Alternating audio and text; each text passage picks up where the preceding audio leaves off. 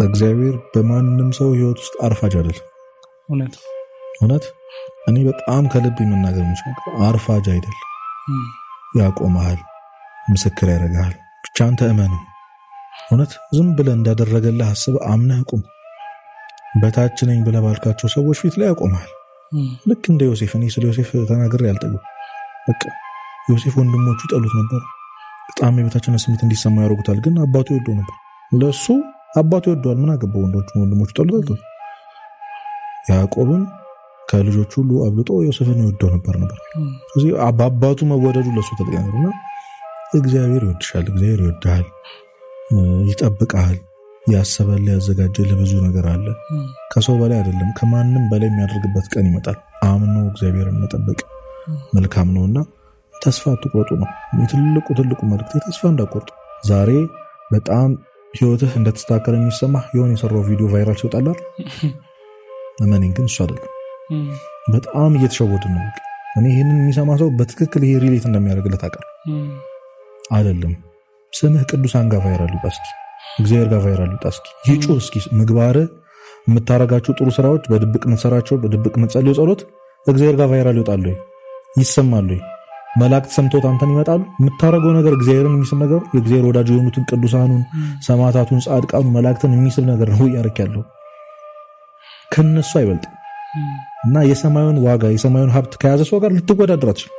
እና አሁን የምታደንቃቸው በጣም ቦታ የምትሰጣቸው በቃ በአንድ ቪዲዮ እንደዚህ ሆነ ማለት ነው ህይወት ሰመረለት የምትለው ሰው ምን እግዚአብሔር ላይ ያውቀው ይችላል። በእግዚአብሔር መታወቅን የመሰለ ሰክሰስ የለም እዚህ ምድር። ልክ እንደ ኢዮብ አየው ባሬን ኢዮብን ብሎ ሰይጣን ፊት መስክሮለት በኮንፊደንስ እግዚአብሔር ስምን ይጠራዋል ሌሎች ፍጥረታት ጋር። ከእግዚአብሔር ጋር መዋል እንዴት ያለ ነገር ነው! ያለ እግዚአብሔር መዋል ደግሞ እንዴት የሚያስፈራ ነገር ነው! ታክሲ ላይ ስትሄድ እግዚአብሔርን አውራው፣ ጌታዬና መድኃኒቴ ኢየሱስ ክርስቶስ ሆይ ብለህ አውራው። ሰማዩን ስታየው አድንቀው፣ ምድሩን ስታየው፣ ፍጥረታቱን ስታየው እንዴት ያለ አምላክ ነው እያልክ አውራው። ተዘክሮተ እግዚአብሔር ነው ጸሎት። በነገራችን ቁጭ ብሎ ስለ እግዚአብሔር ቸርነት መደነቅ ጸሎት ነው። ታውቃለህ? ቁጭ ብለህ አይ እግዚአብሔር እንደው ምሕረቱ እኮ ብሎ መደነቅ ጸሎት፣ ትክክለኛ ጸሎት። በቃ ይሄ ተዘክሮተ እግዚአብሔር ነው። ልብህ እግዚአብሔርን እያሰበ ነው። ቀደም ጸሎት ከእግዚአብሔር ጋር የምንገናኝበት ድልድይ ነው። እግዚአብሔር መነጋገሪያ መንገዳችን ነው ብለናል። በቃ እግዚአብሔር የምታስበት ነው። በማለዳ የመጀመሪያው ስራ ሊሆን የሚገባው 2 ደቂቃም ጸልይ፣ 1 ደቂቃም ጸልይ። ብቻ የጌታን ስም በቃ ከእንቅልፍ እንደተነሳ ጥራው። አሁን አንዳንድ ሰው ጠዋት መጸለይ እንኳን ይሄ ምንድነው በወጉ በኮነኔ ነው ምናምን ይባል የለ። ምንም አይደለም እኮ አንተ እግዚአብሔርን ለማሰብ እንዴት 7 እኮ በጣም ትንሽ እኮ ማሰብ ነው የተባልከው። እግዚአብሔርን ማውራት ነው። ስንት ነገር እናወራለን። ከምትወደው ሰው ጋር ቀን ሙሉ ብታወራ ይሰለቻል። አንዳንዴ ጸሎትን እንደ ስራ የምናየው ለምን መሰለህ? እግዚአብሔርን ማውራት እንደሆነ ስለማናስብ። ጸሎት መኖር በጣም ከባድ ነው። ጸሎት ሳያደርጉ መዋል በጣም ከባድ ነው። ያለ እግዚአብሔር መዋል እኮ በጣም የሚያስፈራ ነገር። ምን ጋራንቲ ይዘህ ነው የምትወጣው? አምነኸው ውጣ። እንደሚያበላ እንደሚያጠጣ ቃል ገብቶታል። የፈጠረህ አምላክ እንደሚያለብስ፣ ስለምትበሉትና ስለምትጠጡት አትጨነቁ፣ ስለምትለብሱት አትጨነቁ። ቃል በቃል የሰማነው ይሄ አንዳንዴ ይገርመኛል። አንተ ራሱን አሳልፎ የሰጠ በመስቀል የሰዋልህን ክርስቶስ እንዴት በምግብ ትጠረጥረዋለህ? እንዴት በልብስ በአንድ ብጫቂ ጨርቅ ራቁቱን እኮ ተሰቅሎልሃል ክርስቶስ። እሱን በጨርቅ ማፈር ነው ያለብን።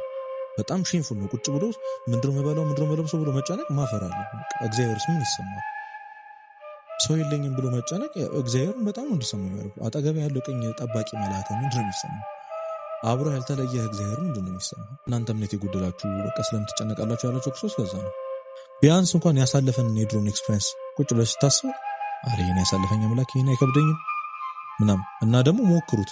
እኔ እቀጣለሁ የምር። እስኪ አንተ የሚያስጨንቅህን ነገር ለእግዚአብሔር አደራ ሰጥተው እስኪ ይውደቅ፣ ያ ነገር ይበላሽ። እስኪ በምንም አስይዛለሁ። እግዚአብሔር አይጥልማ፣ ማንንም ጥሎ አያውቅም። እንኳን አምነው የሰጡትን አይደለም የተጠራጠርነውንም አልጣለን፣ የካድነውንም አልጣለንም፣ በኃጢአት የተጨማለቅነውን ደሙን መስዋዕትነቱን እንኳን የረሳነውን እኛን እንኳን አልጣለንም። እንዴት ይተዋል? በቃ ይሄ በቃ እንዳልኩ ማፈር ነው ያለበት። ምንም ነገር እንዳለበት አይቀጥልም። ሁሉ ነገር ህመሙም ደስታውም አልፈናቸዋል። ብዙ ነገር እኮ አሳልፈናል። እኔ እንደው ምስክሮች ናቸው እስከዛሬ በህይወት ያሳለፍካቸው ነገሮች አሁን ያለህበት ሁኔታ እንደሚያልፍ ምስክር ነው። ለምን እንደምንጠራጠር አልክ። ግን ህመሙ ደስታው ሁልጊዜ ጭንቅላታችን ላይ አንድ መደጋገም ያለብን ቃል እንደዚህ አይቀጥልም። አይቀጥልም፣ ያልፋል። እየተደሰትክ ነው፣ አሁን ሁሉም ነገር እንዳለ እየተሰባ ነው፣ ያልፋል። እያዘንክ ነው፣ ህይወት ጨላልሞብሃል፣ ያልፋል። የማያልፈው እግዚአብሔር ነው።